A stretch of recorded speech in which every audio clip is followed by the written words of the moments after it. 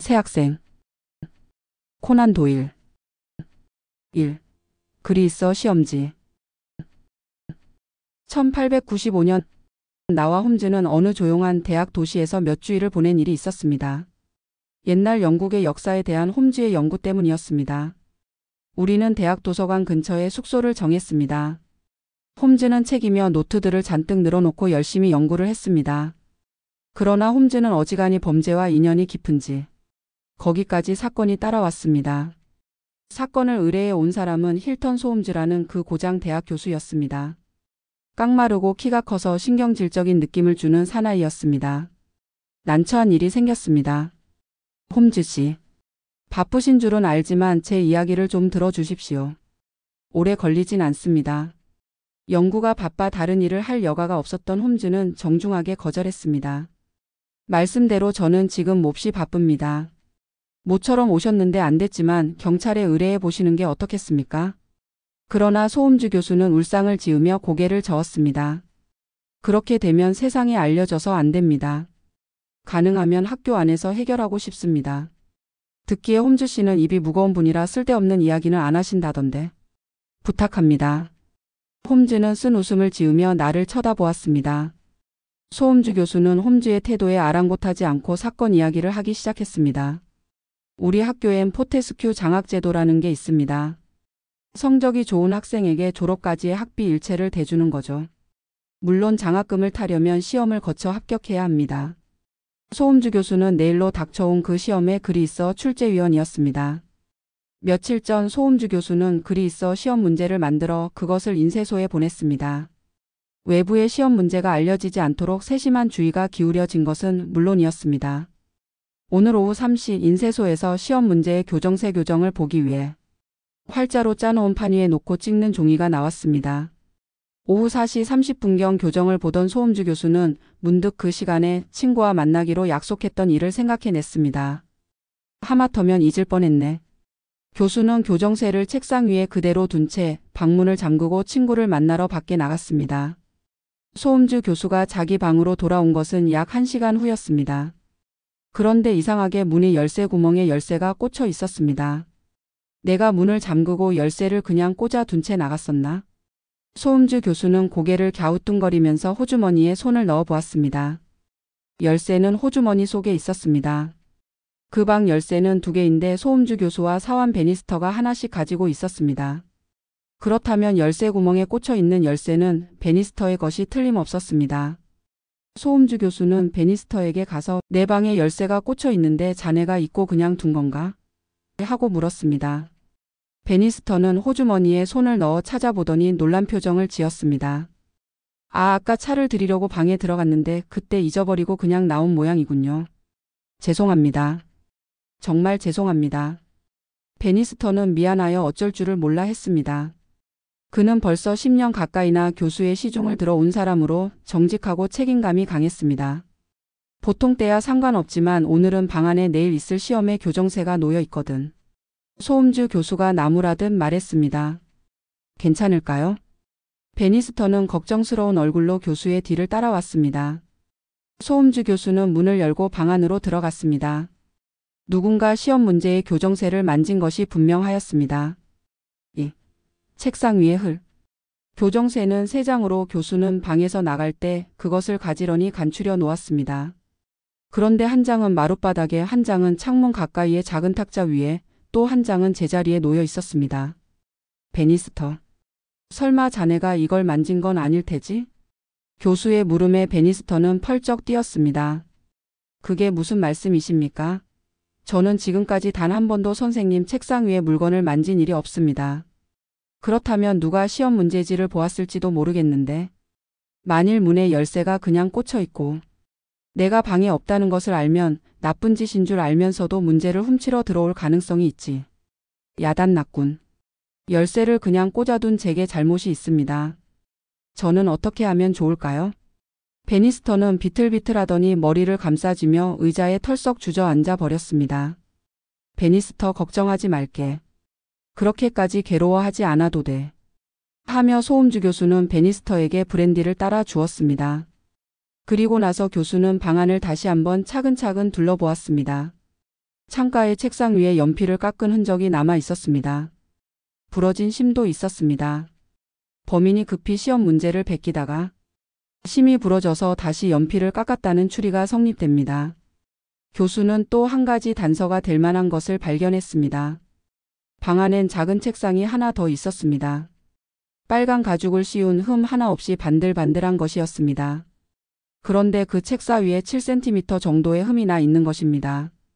그것도 긁힌 자국이 아니라 칼로 벤 것 같은 흠이었습니다. 그 옆에는 작은 흙 덩어리가 하나 있었습니다. 흙 속에는 톱밥 같은 것이 섞여 있었습니다.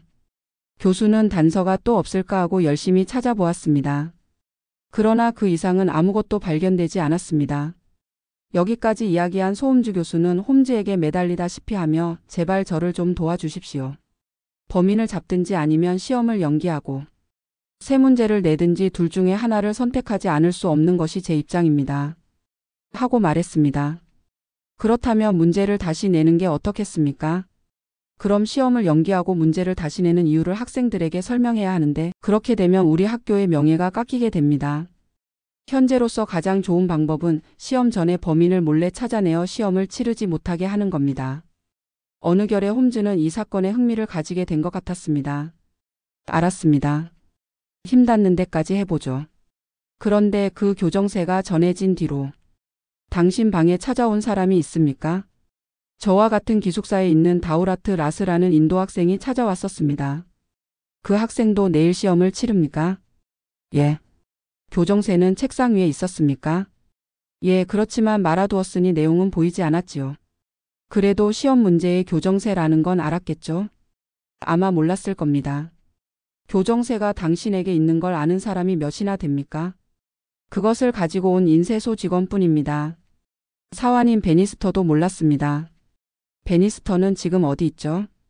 제 방에 있을 겁니다. 몹시 괴로워하는 것 같아서 그냥 두고 나왔습니다. 그럼 방은 열어놓은 채입니까? 예, 하지만 교정세에 대해선 염려하실 것 없습니다. 금고에 넣고 잠갔으니까요. 그러니까 범인은 당신 방에 시험 문제의 교정세가 있는 것을 모르고 방 안에 들어왔다가 우연히 그것을 발견한 셈이 되는군요. 잠시 후 홈즈와 나는 소음주 교수를 따라 대학 기숙사로 갔습니다. 3. 교수의 방. 소음주 교수의 방은 한눈에 내다보이는 아늑하고 조용한 곳에 있었습니다. 기숙사 건물의 아래층은 교수들의 방이고 2, 3, 4층에는 각각 한 명씩 있었습니다. 우리가 기숙사에 닿았을 때는 어느새 땅거미가 지고 있었습니다. 홈즈는 안에 들어가지 않고 먼저 건물 바깥에서 교수의 방을 바라보았습니다. 교수의 방 창문은 땅바닥에서 2m쯤 되는 곳에 있었습니다.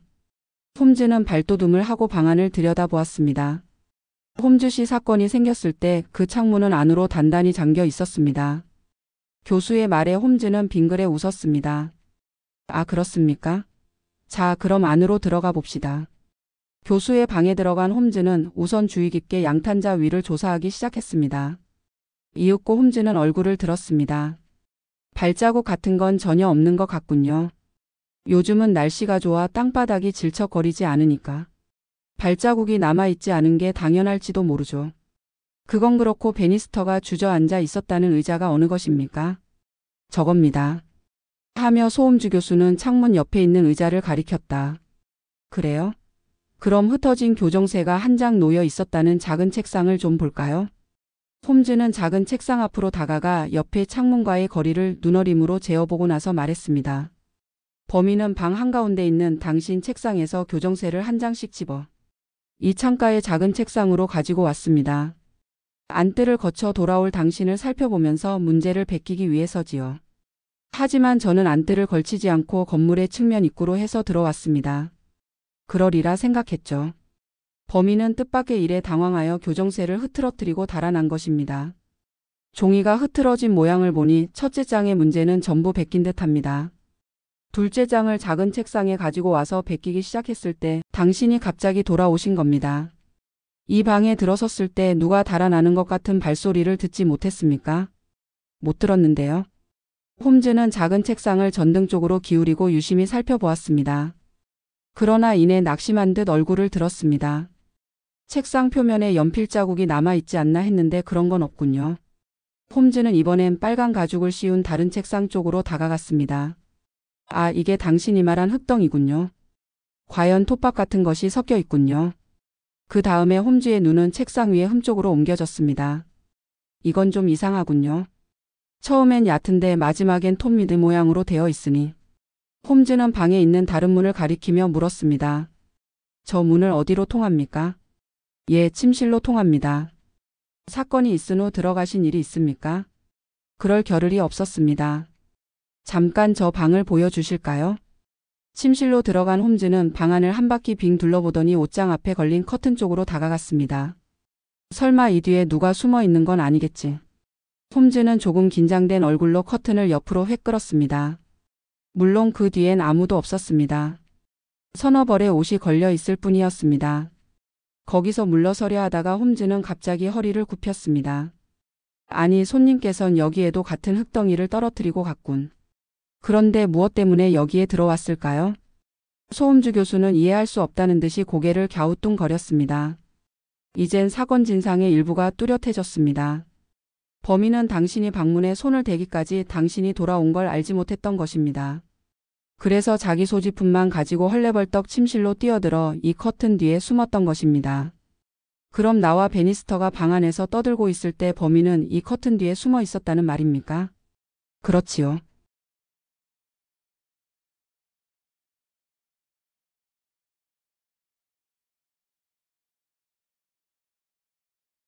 시청해 주셔서 감사합니다. 구독, 좋아요. 끝.